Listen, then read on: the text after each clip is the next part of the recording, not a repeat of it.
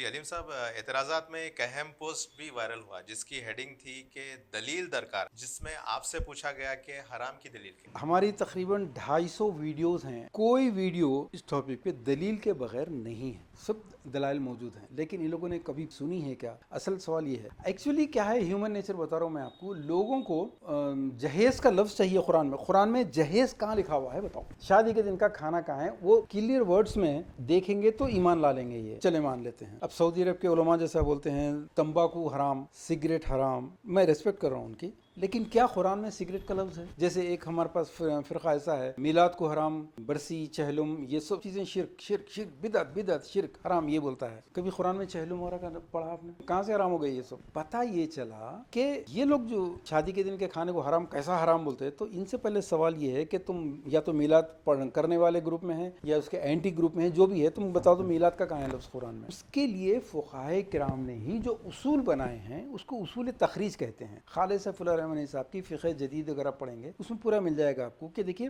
آپ ایک جرنلسٹ ہیں، اب آپ کے پاس اتنا علم نہیں ہے کہ آپ عربی سمجھیں، عربی سمجھ کے استخراج کریں، یہ پاسبل نہیں ہے، تو اس کے لیے تین بہت سمپل اصول جیسے بتا دیے ہیں فقہائے کرام نے، اس میں مثال بھی دی ہے انہوں نے کہ شراب حرام کیوں؟ Why? Because it is sweet, because it is liquid, کیوں؟ وجہ کیا ہے؟ تو یہ جو سوالات کیے نا، یہ سوالات کو اسٹیج نمبر 1 ہے، اس کو کہتے ہیں کہ تحقیق منات، you are researching the truth, کہ یہ پانی کی وجہ سے ہے، مٹھاس کی وجہ سے ہے، کس وجہ سے ہے، یہ سوچنا۔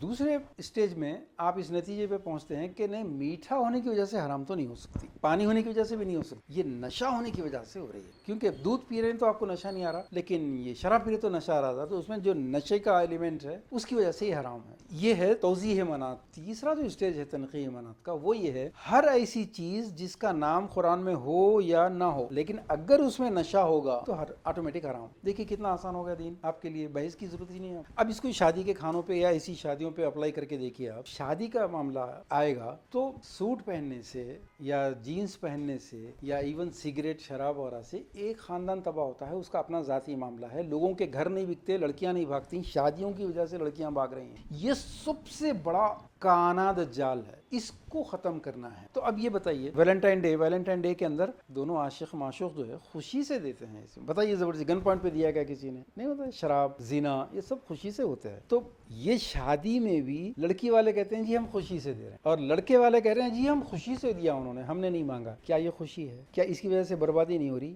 اس وجہ سے یہ عمل کمپیئر ٹو آل ادر سلی ایکسکیوزز یہ سب سے زیادہ حرام، اس لیے حرام کیا جاتا ہے۔